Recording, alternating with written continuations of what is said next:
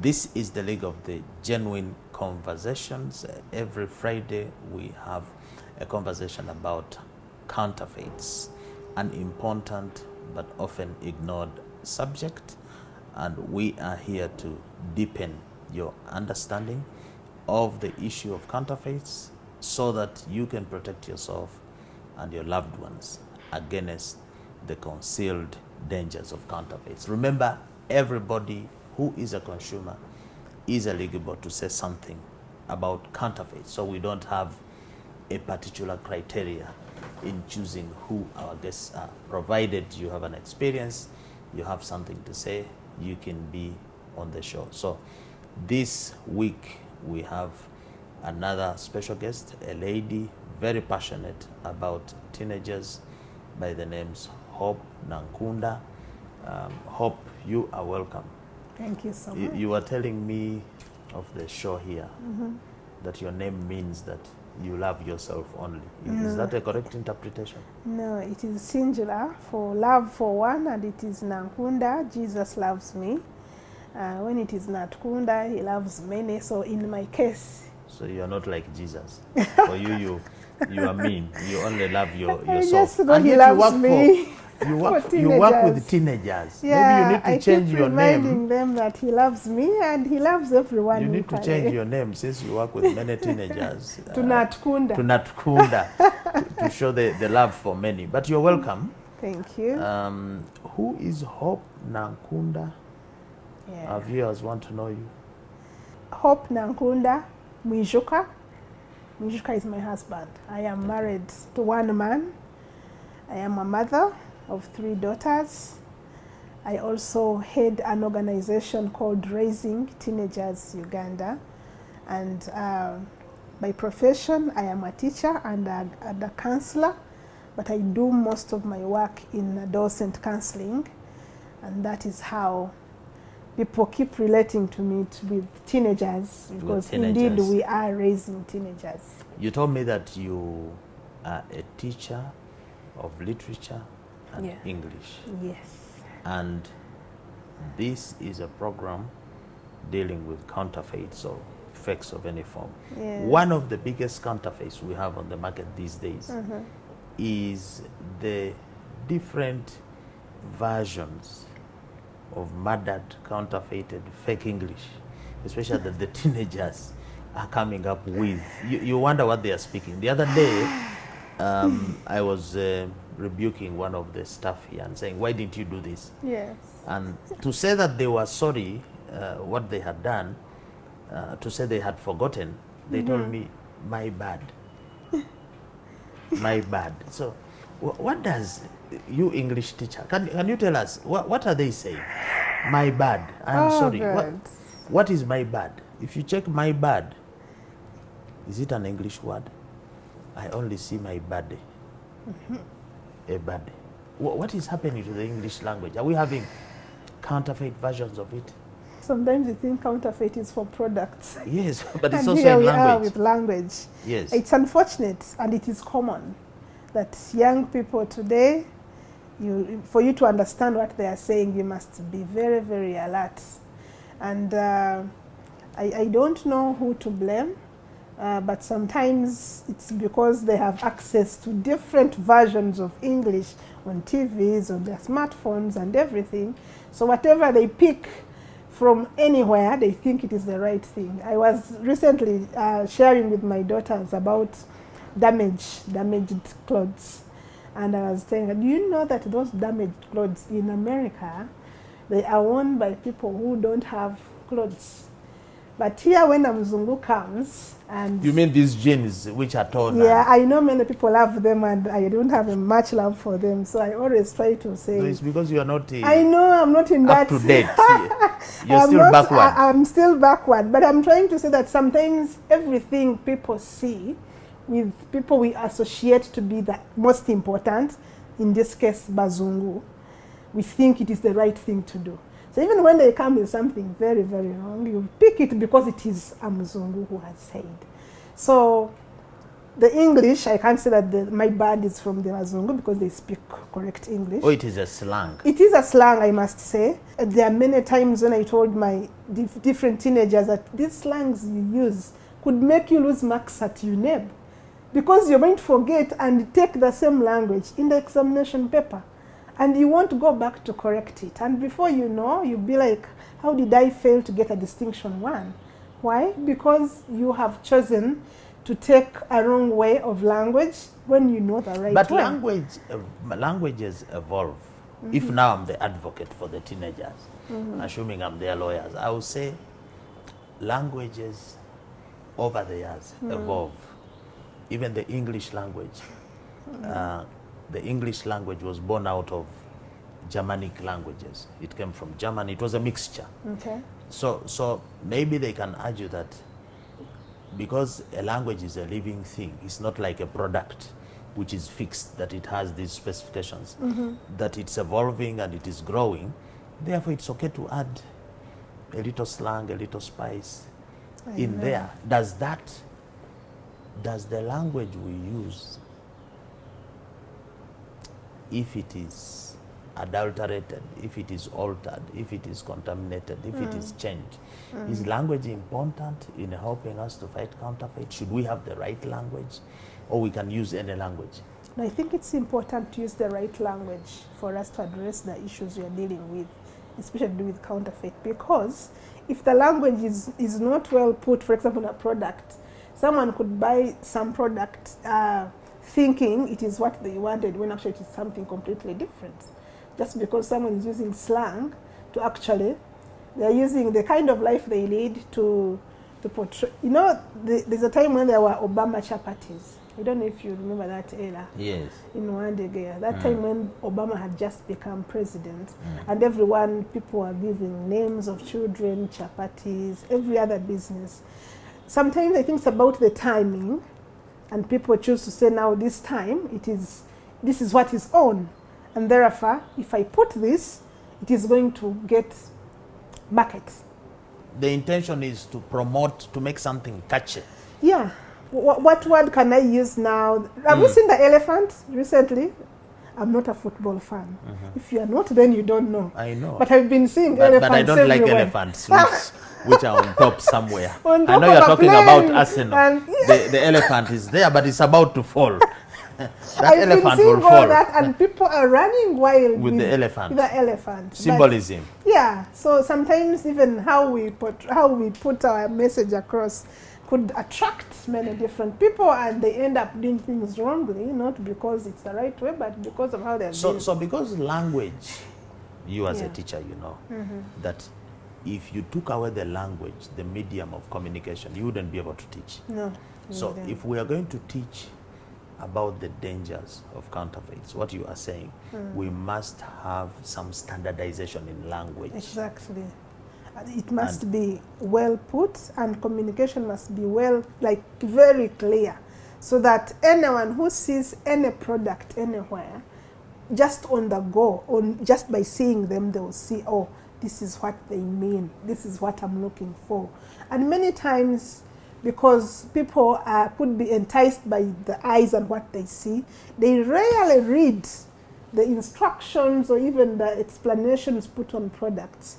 And maybe it's important that we encourage the public to always take time and read what they're going to buy. For example, you know, if it's, for example, lotion, and you're going to use it on your skin, have you known how much What quantity? are the ingredients? Yeah, what are the ingredients? What is it likely to do to your skin? Sometimes we do it because another person has bought it, and because the other person is using this lotion and they are looking all well, you think it would work for you. I think it's important that every person is able to appreciate the need to read what has been put on a product and understand it before they can actually take it for consumption. But don't you think the challenge, and I know there are so many calls for us to have this version of the program in local languages, which we shall do.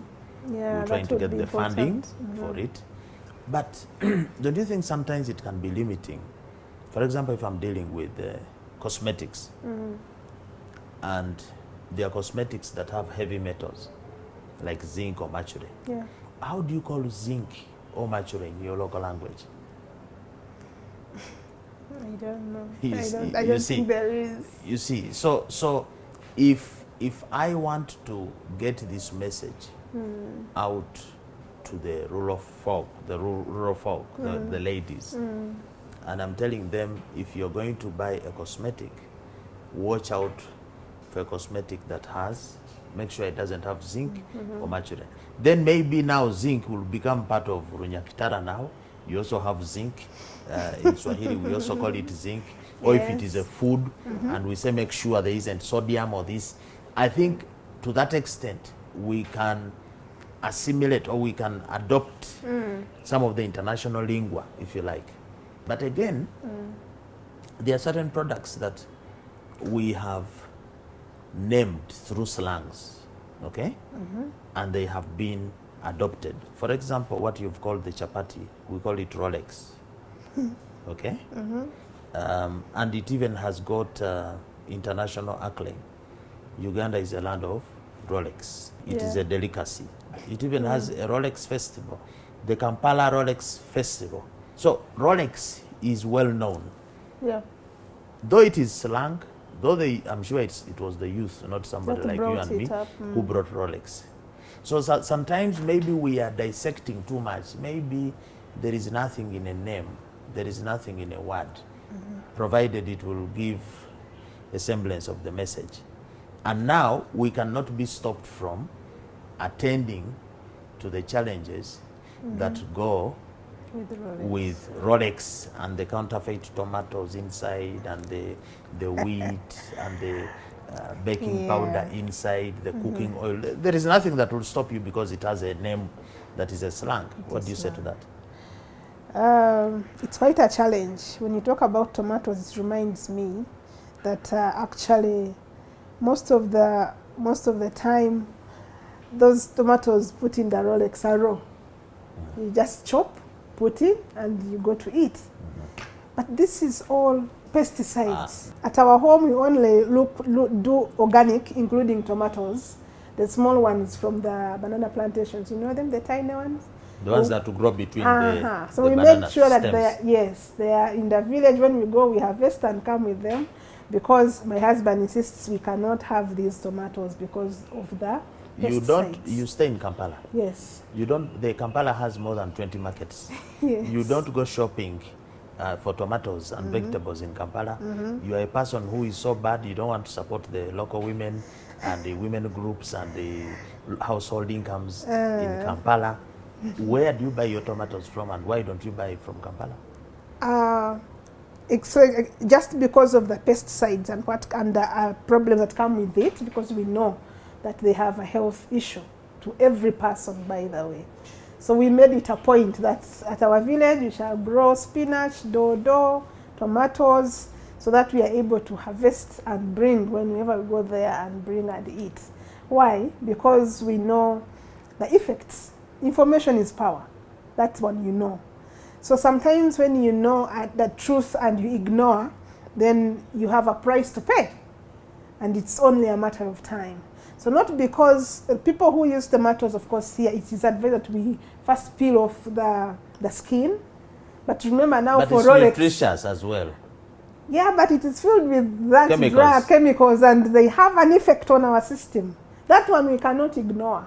So if we only focus on eating because it tastes good, and we forget that those chemicals affect us in terms of our health, then we are on a wrong journey. So for the Rolex, the famous Rolex that you're saying, while we are having a festival of 20,000 people coming to enjoy Rolex, we cannot ignore the fact that those tomatoes are raw, the skin is on. Okay, for people who take Rolex, I don't want you to take it or to feel offended. But you're cautioning them. I'm just saying, you really need to know. Can you take care to find out this nice Rolex that you're eating? What are the ingredients? Exactly. The tomato. Is it full of pesticide? Of course, it's a challenge to find out how. Yes. But then the source you must find. Where has it come from? The wheat, the cooking oil. Now for cooking oil. What do you say about cooking oil? A lot of reservations. We don't use cooking oil apart from olive oil, which we think is a little, not completely good, but you know. And not because we want to be like, oh, the extremely very careful people, but because it's good to take care of our health and our lives. So cooking oil, there are people who use cooking oil like 10 times. You know, you cook something today, you keep today, tomorrow you warm it, put something else, you're going to eat again. All those things have an effect on our bodies. And of course, you are saying yeah, they are good cooking oil brands. Yeah, they are there. But there are also some people who are faking. Yes. And putting in the containers and saying this is oil number 8, whereas it's not. When it is not.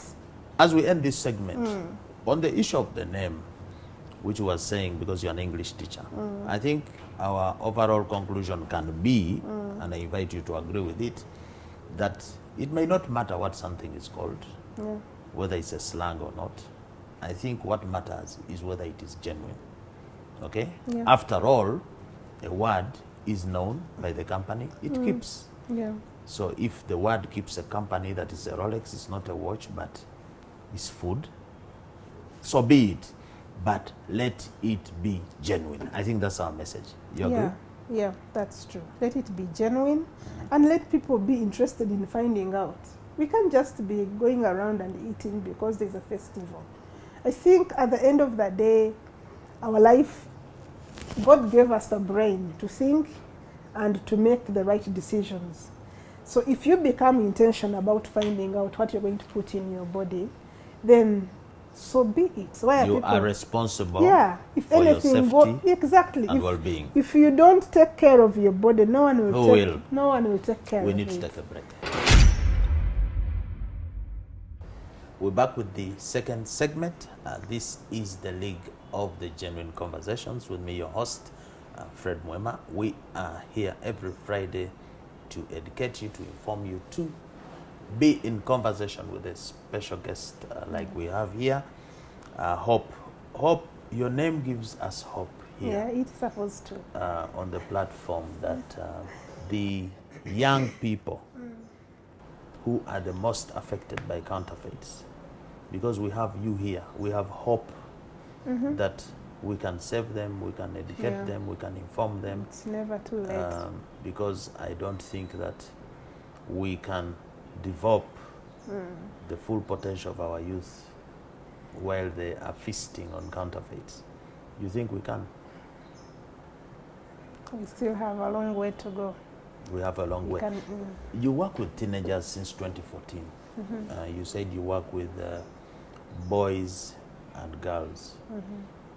On your agenda, the things that you talk to the youth about, do you ever talk about the subject of counterfeits or fakes in any way? Do you attend to them? Do you meet with this monster while you're on your road trip to the youth, to the teenagers? I could have, but not intentionally. I think that's quite a challenge, because I think what you're doing about is that we need to live with this and be intentional about it. While maybe many times, maybe if you have events and you want to buy water to serve, to give the community members and the children, you find I am specifically looking for Renzori. Not because there's no any other water, but because I think within me, I have a feeling it is more genuine.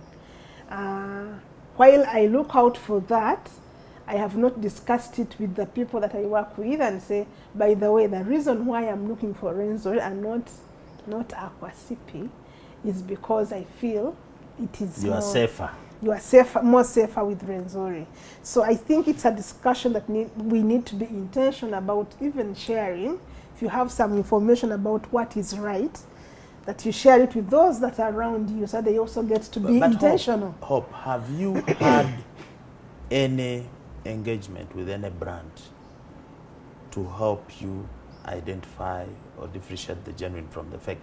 Do you feel brands have come out more to us as consumers and helped us while we go in the marketplace to identify their genuine products? Are they, as that product helped you? I'm going to talk about a product which is more common in the line of the work that I do with teenagers, and that's sanitary pads. Part of the work we do is supporting girls with sanitary pads so they can menstruate with dignity and be able to attend school every day, just like the boys do. And one thing that I have seen is that there are so many different types of sanitary pads.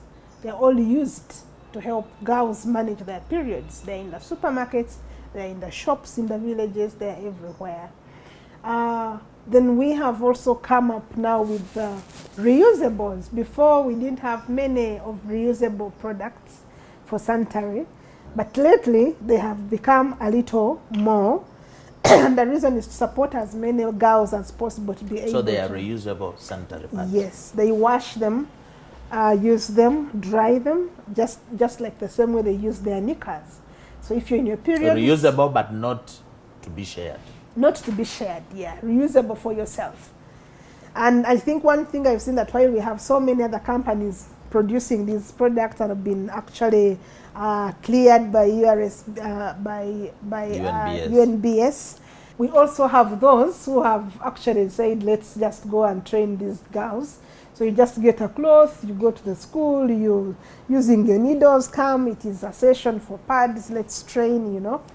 And sometimes the question is, why do other companies or the ones in the supermarkets and shops, while they have to go to be cleared, you know, the quality, will it affect the skin? Is it okay for the girl to use in their private area? So people who now come to train like direct, you know, you've bought your clothes, you've bought the needle, and you've bought the machines, and you're making. I think the challenge. But are you saying that from your experience, people are coming with any and all types of clothes to teach kids how to sew sanitary pads? Yes. I thought sanitary pads are made from a special material. Yes, they are made from a special material. It's not just a cloth. Like it is not. But you see, we've interacted with children who can't even access that called any clothes. Like they don't even have access to that.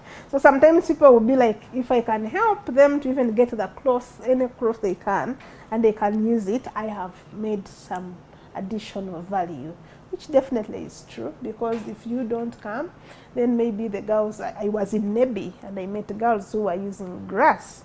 So if you're using grass, dry grass, to manage your periods, and now you have a cloth, maybe you feel you're in a better position. But the dry grass, if you are talking about dry grass, if you look at the women of 1900 in this world, they had no sanitary pads. And but they were not using, maybe they were using grass, or I don't know, whatever it was, but in its natural form. Yes. Now, we have on this program seen cases of fake sanitary pads, where, for example, some pads are made and they put pesticide residues, they put some funny materials, and a young girl or a young woman or a woman is having to use this with an imposed contaminant in it.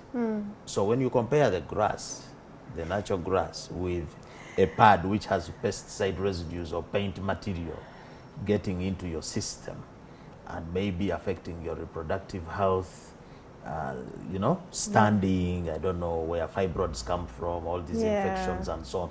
You might find the grass is safer than this so-called modern thing that has pesticide residues in it or has a dangerous corrosive material that might affect the reproductive health of this girl. It's quite challenging. so my issue is, are we better off in the name of modernization going for anything manufactured that will come up as a pad, or should you rather use the traditional methods of managing your periods than actually going for modern things which are more dangerous and will cause you disease? No, there are many modern things which are not dangerous. which are good? I think the issue here would be, can we be intentional when we are buying these products to know what is safe, what is not safe? Many times the girls who have got effects is you get the burning when you've already used the pad. So you find you're going to leave that product, now go to another different type. And it becomes difficult because there are so many. There are so many on the market. You go in a supermarket and there are like about 20 brands. 20 brands, and you'd want to maybe be sure which one is actually much better than the other. There are brands that maybe we have even not tried, and maybe they are good, and maybe you're stuck with the one that you know. So how do you navigate? How are you telling your teenagers? How do you navigate with the sanitary pads? How are you avoiding the counterfeits? What do you do? Give us some tips. Give the viewers tips. How do they avoid these fake pads, which you say we have good ones and bad ones? What I always want to tell the young people is to read. I think information is power. And sometimes these sanitary pads, okay, even I want you to also know that while we're talking about branding and reading what's on the packaging and everything, something which is well packaged can be given very nice names, but when actually the pesticides are inside, you believe that, right? That someone can brand well and put good words and mislead. And mislead, yeah, they put that the percentage is this and everything, when it is actually not true. Or sometimes they get a well-known brand, okay, well-known on the market. A good one. Very good one. We know some very good ones. And then they get the packaging, and inside they put fake, pretending it's this common, well-known brand that you know, the genuine one. Which is true. How do you, again I'm going back to the brands, in the area of sanitary pads, have the manufacturers of the genuine product come to help you and the teenage girls to identify the genuine brand, the good one, from the sea of other brands which we are not sure of? So because of the nature of the young girls that we work with in the different districts, for the sanitary pads that we give out to them, we know we are in contact with the producers, because most of these are donated. And again, when you're doing charity work and reaching out to the underprivileged, you find that you cannot afford to do everything by yourself. You must look out for people to support. But those that have come up to support some of the companies, I'll give an example of AfriPads. We have visited their factory. We have seen where their AfriPads. Yes, their they factory make a pad called what? It's called AfriPads. That's the name. Okay, so they have come and done some outreach. Yes, training of the girls. They have trained the. No, they don't train the girls. They have a factory where they make the pads from. They pack Where the is pads. the factory? The factory is in Masaka. Okay. So they pack them and they make donations for the organizations that are supporting the girls, but also they have some that they put in the supermarkets. And because I have visited their company and seen what they do, they even take you through the layers inside and what each layer is supposed to do, what holds blood, what stops blood from passing through to the nika. You've seen all the process. I think I appreciate it more because I speak about it with confidence, because they have taken me through the entire process. And therefore, when I'm speaking about it with the girls... But also, we need to give credit to AfriPad. Yes. Because this is the thing we always look out for. What are the brands doing to reach out to the consumer? Yes. Just, you can imagine when you appreciate the process of manufacture. Yes. When you speak about it with confidence. You speak, but also it will be easy for you to identify because you are familiar with what you have seen. So do you think, generally, in the fight against counterfeits, we should encourage brands to do more of what AfriPad is doing? Bring the consumer closer. Let them know how you manufacture. How you're doing it. Do you think that's a good thing? It is a good thing, because for me, that has helped me, has given me confidence. One, I have used their product as a result to know. Because I told them I will not take this product to the girls and speak for it when I don't know how it works. That is one. So because it did not burn me, I had the confidence to talk about it. But also the fact that they've taken me through the process of how it is done, which steps, what are the materials, how many layers are inside, how is the packaging, how many packs are in each pack, what should be done with the girls, how do you explain to the girls. That alone has given me confidence that I can actually speak about it with the public without any reservations. So maybe even other companies should find it important to come up and talk about these things. There's one company that donated sanitary pads to us, I won't mention.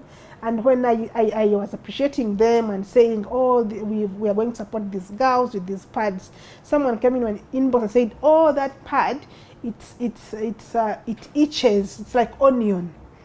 It smells like it smells like onion, and also it is so itchy when someone uses it. Now that was someone that has used it before. Immediately, so I sent this donation? Message to the owners who gave them to me. I said, I think someone has used your pad, and this is a feedback they have sent me.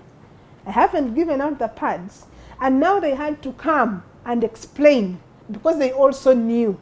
They said, you know, the reason why we put in the pit of onion is to address issues of infection and everything. I said, now come and explain this yourself. Because for me, I cannot speak for it. I can't talk about an onion. The onion is supposed to kill some virus or bacteria. Yes, so, and they were able to come and explain this because I had gotten feedback. When I get feedback, I don't keep it to myself. I want the world to know. So we say here that the reason why counterfeits are increasing on the market is because of failure to differentiate. We don't know these details. That's why we have Duncani. The first D is differentiation. Yes. You are saying we were right to start with the issue of differentiation. Could it perhaps be the most important issue in driving counterfeits? Yeah, people think that if it's a pad, it's a pad. And the pad is put on a knicker and put on and go to work. People don't know that actually it's not just a pad. There are so many things that come in to make a right pad for you. So it's important for you to differentiate and know that, yes, in this one, there is this and this and this. Maybe this will work for me, but maybe this won't work. I can try the other one. So if the manufacturers would come closer to the consumer and explain how these things are done, why should I leave what I've been using to go to your brand?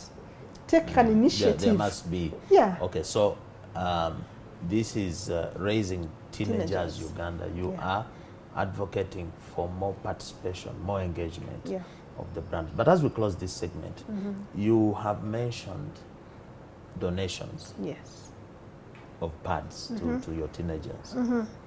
But I think one of the issues with the usage of pads has been price. And that's why there are donations. Is it even sustainable to keep donating? Can't we make the pads affordable? To what extent is affordability, which is one of the factors there that drives counterfeits, to what extent is affordability, in your view and experience, increasing the uptake of fake sanitary pads? How is price pushing the girls to consume fake sanitary pads? It's quite on an extreme. Because actually, like after COVID, we've seen prices like multiply. A pack of sanitary pads, which used to be at 3,000, now you get at 6,000. So for a parent who has been trying to manage and provide everything for their child, and now things are ×2, if they found something which is now cheaper, they know they've always bought this pack, but now it's at 6,000. So if they found something which is at 4,000, they will not even ask if it is genuine or not, as long as it is cheaper than the other one. So I think it's important to know that as long as we are talking about menstruation and girls and education, it would be good definitely if there was a lot of, quite a regulation for these products, because the rich can afford. The poor will miss school. But how do we put a line and say all girls can actually easily afford without having to struggle? So it would be good to regulate our prices, even if they removed the taxes that are on the sanitary pads, so that the prices are affordable and therefore they can easily access the right product without dealing with the increasing prices that comes over and over again. We're back with the third and last segment of the League of the Genuine Conversations, the only conversation on the planet that is dedicated to a full-time discussion about the important but often ignored subject of counterfeits. Joining us here to demystify and better understand the subject of counterfeits is Hope Nankunda. She is the CEO or Executive Director of Raising Teenagers Uganda. Mm-hmm. Okay.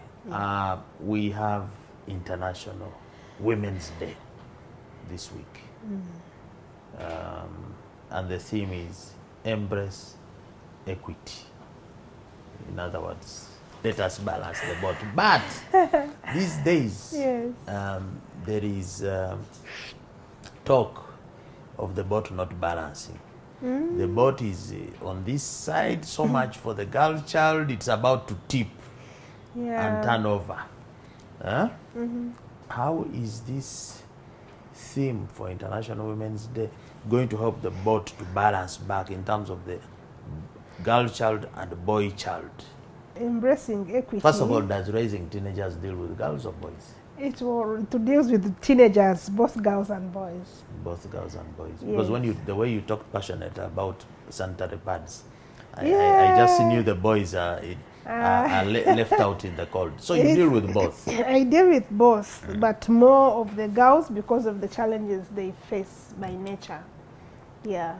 And when I say more with the girls, I hope I said that. Yes. Yeah, because I always say that one boy can get 30 girls pregnant and they will all get out of school and that one boy will stay in class. So when you focus on the girls, you're able to get them to understand their position and encourage them to actually stay alert, because boys don't get pregnant. That one. But they also have other problems. Yeah, they do. But that one stands out more because it's one, that's why every school, when the school begins, they assemble and dance.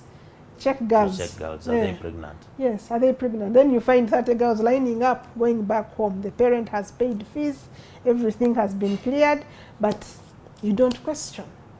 So we focus more on the girls because of that kind of nature, to remind them that while they are all children, they need to understand that biologically, if they mess up their lives, there is where they'll have to pay a price that boys can get away with. But boys having gotten away with a lot of things now attention being given to the girls. Yeah. We're having weaker and weaker boys now. And maybe that's why we're having failed homes, because the boys are not taking up their position. They're intimidated by the now strong girls. And therefore we have an issue in our parenting. I was talking to an educationist here, Mr. Same Mulindwa, and he was a lady. It's good that you've come on a gentleman. It's good you've come on the ladies' side. And he was trying to bring a notion of maybe there is also counterfeiting in the parenting.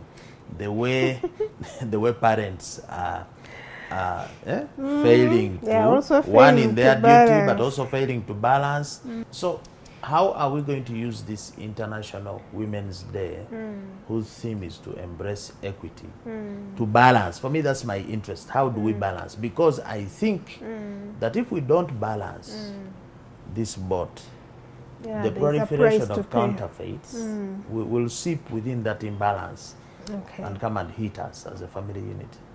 The key word here is balancing. I want to focus on the balancing.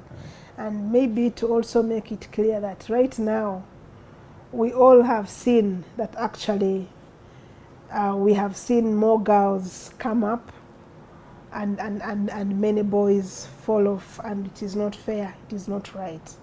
And we are saying if we are going to embrace equity, we cannot say equity is for only girls and women. it is for both genders. And maybe what we are looking at, and maybe originally even to bring out clearly the fact that how did we even get here? Because between me and you, you know that before, or in our days, or those many days back, there was a lot of preference for the boy child in all the families. It was like an unwritten rule, but it was there. It was there. If it's time for going to school, oh, my son has to first go. Then for you, the girl stays behind to help cooking. Help. If I get money, you'll go. If I don't get, you'll stay. After all, even later, you'll get married. So educated or not educated, you'll still get married. And they used to think that that is what qualifies a girl or a woman. And we are saying there is so much more that a girl or a woman can do apart from marriage. When they are educated. When they are educated. So, but when we came to say we support the girls, I think there's a lot of force and a lot of energy and a lot of commitment. And we have seen it now leading to imbalance. I must say, I have seen, even for myself, that in the schools we go to, you find in a candidate class, you have 70 girls, you have 10 boys. Boys have dropped out of school. And many times I want to get into conversations with them. I meet some of them on their small borders. Very young boy of 14. You say, what are you doing? He's riding a border. Yeah. What are you doing here? Why aren't you at school? Say that everyone is talking about the girls. So no one cares about the boys. So why should we even bother to go to school? So it's a challenge. So those 70 girls you see in a class, who will be their husbands? Oh, you have your questions well set up. Who will be their husbands? Yes, strong, powerful 70 we girls. We are embracing equity. And we are saying we are getting back on the drawing board to get the boys and the men in the struggle. I wouldn't want to say it's actually getting them back. I think it is where they were left back, not intentionally, but because naturally they are already up, naturally by nature. But now I think when the programs came and they were going to help this young disadvantaged gender, they came with a lot of energy and bypassed the normal rule. And we are saying, how do we balance the both? We are ready to work with the boys and the men. I must say we have seen that the damage is done. The damage is done. It is done. And we are saying... It is felt. It is seen. It is seen. Yes. And we are saying, in a counterfeit perspective, because counterfeits have attacked the family unit. Yeah, that's true. And when they have attacked the family unit, they have found that the office of the head of that family is not there. Yeah. The men are not there. The women are there with the children. So when this counterfeiter comes, it is easier to attack and penetrate. Attack the family and penetrate. You think that to fight counterfeits in the family setting, we need both the man and woman to take their respective positions. Exactly. And we confront this enemy. I agree. I agree. Don't give too much power to there's no family to the man or to the you woman. You must embrace that every family must have a head. That is true. That is for a fact. Does it matter what the gender of the head is? It matters, yes. Culturally, for me, I know that a man is the head of the family. That one I know. I don't question that. No, but if a woman has money and she's educated, she even can be head. No, it's there not are many women money. heading. Yeah, and it is you being realistic, there are many women heading homes. There are many. We even have single parents. They are heading their families. They don't have husbands in there. They are heading there. I'm not saying that, but for me, as far as I can understand, or maybe the way I was raised, I know that the head of the family is a man. And it's important that we do not water that out. Water it out and say because empowerment has come, therefore that doesn't stand anymore. I think it's important that we embrace the fact that both men and women can work, can provide for the family, but there must be someone who is a leader. If the two are leaders, they are bound to collide. Going to clash. Yeah.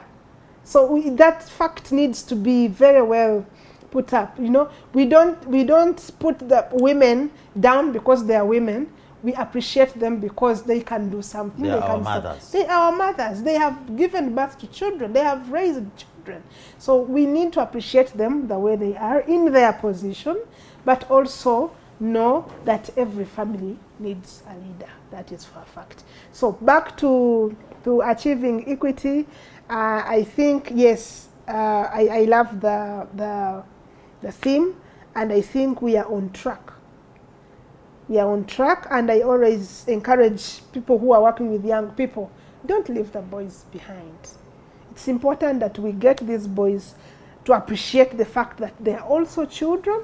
We believe in them. We need to give them confidence that this entire that they are thing, also important. They are important, and they need their self-esteem built, because many of them feel like, oh, after all, I don't matter. And this has come up because of the way we have fronted a lot of empowerment for girls. Women and ostracized. I want to make it clear that children are children. Children, both boys and girls, need support from their parents, from the caregivers, and from people that are designed to take care of their well-being. It should not only be for girls, it should be for children. Both boys and girls. I heard you talking of the balancing, and I guess using the lens of an anti-counterfeit approach. When you're fighting counterfeits, you are balancing. You're allowing genuine. You're allowing. But in families, we have some issues of domestic violence. Do you think this domestic violence is coming because we are not balancing? Is it because of imbalance, or it's just badly behaved men or badly behaved women? I think it's imbalance, not badly behaved. There are some places, there are homes, like if you saw what happened during the lockdown, for example, a lot of videos would come out, and violence. It was not even about being rich or having a lot of money or anything, but there was a man who was beating the grandmother. So I don't want to say that it's because the grandmother is not empowered or the man is more empowered. It sometimes also has to do with discipline and upbringing. We don't want to say that because women have been empowered, it is the reason why we are seeing a lot of domestic violence. I don't think that is true. But I don't want also to say that it is not contributing. But some people will say some men are indisciplined. They are negligent, they are careless, they don't take care of family. So if you tell that man to be a leader, he will lead you into hell. You see what I'm saying? At least for you, your husband tells you, in my home, I don't buy tomatoes in Kampala because of pesticides. When we treat the animal, we don't milk it. The milk has to be poured. So your man is a true leader. Yeah. But there are some men who will not lead in any front. So do we need a movement to re-educate and restore these men, as you said, maybe their esteem? The self-esteem has been affected. And because we still have men who are really outstanding and on track, it would be good to have men like those take on responsibility of actually getting fellow men how do I say, in order? Like put them back to line, on track. Because I know you also have your places where you meet as men and you want to talk about these things and everything. What do you talk about, for example? So it is important that actually when the self-esteem of a person is actually already stepped on, they may not do much, but it can be brought up again. It's never the end. It's never too late. So I think if you got men that are willing to actually get online and have fellow men into discussions and talks and share, it can help. It can help a lot. Just the same way it would help if we also got women and said, look here, yes, we have this and this and this and this and this, but there is where we stop. Hope, don't you think that lack of self-esteem is causing a lot of Africans to settle for counterfeits? Is it also something to do with our self-esteem? We don't think that we are good enough, those genuine are not for us, they're expensive for us, we can do with anything. Self-esteem and counterfeits, you see a relationship? I think there is a big relationship, because sometimes when your self-esteem is low, you have less to lose. After all, who cares? You have a low valuation of yourself. Yeah, you don't think you have high value. Yeah, and you think, what will I gain? Who will even notice? So you feel like it doesn't matter anymore. And therefore, reinstilling self-esteem within humanity could help save a lot, save so many people, save many lives, because now they will be intentional, and they'll say, oh, okay. So I'll give you an example. I remembered it right now. And my husband keeps telling me, said, there's this place in Kampala where you go every lunchtime and you find men only eating lunch there, and it is boiled food. And he keeps challenging me and says, do you know why? Because I told you he's into health and organic. And he keeps saying, some men feel like, okay, if I can't get it here, I will go and find it. So that is a vote of no confidence. You are saying that place where men go to eat boiled food, are you saying that probably they are not getting it at home? Not that they're not getting it at home, but it is lunchtime where they don't go home to... They don't go home for lunch. Maybe at home everyone has gone to work. But maybe they feel like, now this is the chance to get the right. But who cooks at that place? Is it a woman or a man? I need to find out. It must be a woman. So I don't think men will gravitate towards another man. No. Of course, we have issues these days. But usually, men will gravitate towards a woman. So you must find in that place, it is actually a woman. But cooking who is cooking the right way. And the male troop will go there to eat. Yeah, and while the troop goes there to eat and everything, maybe if at that time some people get invitation and say, lunchtime, there is a whole lot of those very important men here, and maybe we can have this discussion. Of course, they don't know each other, or maybe they do, but I think we need to have conversations, because I'm bringing this because it talks about self-esteem and making decisions and giving way to counterfeit. I think it's important that when men have a chance to meet and share and discuss, we also look at how we can put things right where they have gone wrong, especially maybe in our homes, you know. Sometimes when things don't go right in our homes, men are good at applying the silent treatment. Let me ignore, let me keep quiet.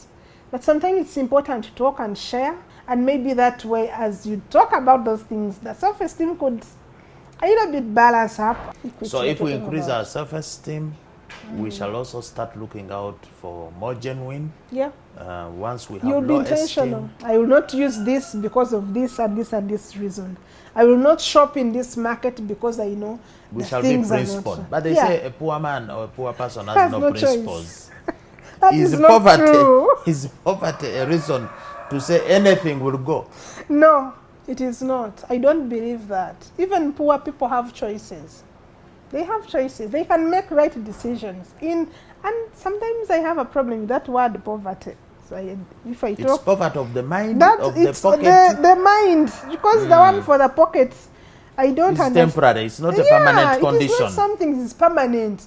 And you know, there are places where you go and they say so and so married off their daughter because they were poor, and I'm like, so are they rich now? Because now the reason was, you know, poverty. Now the girl was married off. So are you rich? Poverty is not a permanent condition. It is not. And it's not a reason to consume fakes. Hey, people want to use an excuse. I buy this because I don't have enough money. No. You can choose to say the little I have, I will look for the right thing until I get it. If you ask them, don't you have enough money? Because life is about choices. Don't you have enough money to want to stay alive? Is there an amount of money that you must have to stay alive? No. Any money will do. Any money will do. You have to stay alive. It's about making choices. We are going to close. We want you to give hope to the institution of marriage. Oh God, yes. It is, I think, under the biggest form of attack. And for us, we are thinking that the consumption, the heavy consumption of counterfeits in the home, and you women do a lot of the shopping for the homes, you are worsening the situation of the marriage institution. Yes. The institution is struggling, and then you also go and shop fake tomatoes, fake lotion, fake shoes for Fake the kids. quencher. So fake quencher, fake sugar, fake soap. You You are just one finding. time my husband said, one day go in Capital Shoppers and stand somewhere and look at the trolleys that are with women and the trolleys that are with men. You come back and give me a report. What was your report? The women trolleys are full. You are busy shopping. You are bringing fakes at home and making the men quarrel, and a lot of fights are coming out of fakes. Because the husband will give you money to buy shoes for your son or your daughter. After 2 weeks, it is broken. Spoiled because you had to save Domestic some violence money. begins. You had to get some money, like a balance. Counterfeits and the challenges in the marriage institution. Are we having more breakups and more issues because probably of this enemy called counterfeits? Family is the smallest unit in a country, and it's a unit that embraces everyone, the children, the mother, the father, and once it's under attack, we are bound to lose a lot. And so therefore, for me, my message to the family and people who are raising families is that we need to embrace communication. Communication and being open-minded. Because sometimes, like you say, you find that because I have the money, I can buy what I want, so I can get away with buying counterfeits and bring them home because I can afford. But maybe if we chose to sit as a family and agree and say, this is wrong. I'm telling you the many things that my husband has said, this is wrong. And sometimes you take time to really follow and you see actually he was right. And sometimes you're like, if I had not listened. So sometimes when you sit as a family and share and are willing to learn, I think there's a lot we can save, even as you groom our own children. Because sometimes these children learn by copycatting. What they see parents do, they think is the right thing. I know that my children, there are many things they have seen, and they will still see that within us as parents.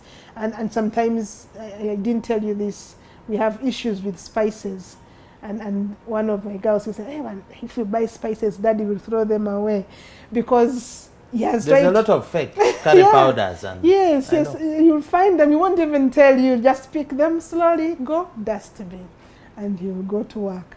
So, but all that is done to actually show us that, look here, there are many good things you can get if you chose to take your time. And with time, I have got to now understand.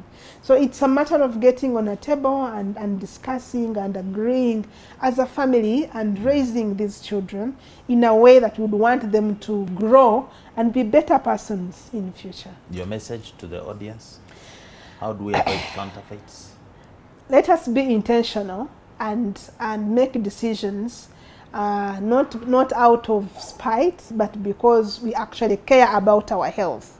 If we care more about our health, then it means we can take time to pick what is right for us and be that intentional so that you're able to keep your life safe from counterfeit. That has been Hope Nankunda, the Executive Director of Raising Teenagers Uganda. She says boys and girls. Yeah. She's trying teenagers. to raise decent boys and girls. We've been in conversation with her. We hope you have learned a thing or two about this menace of counterfeits, and in particular how to deal with it. She's spoken elaborately, eloquently about the issue of sanitary pads and what she is doing to ensure that the young girls keep safe. If you are new here, this is the only show on the planet that talks about the important but often ignored subject of counterfeits. We appreciate you making a date with us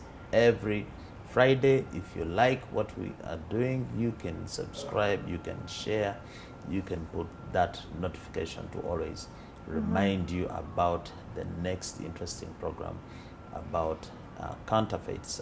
Until then, don't be fake, buy and sell genuine always.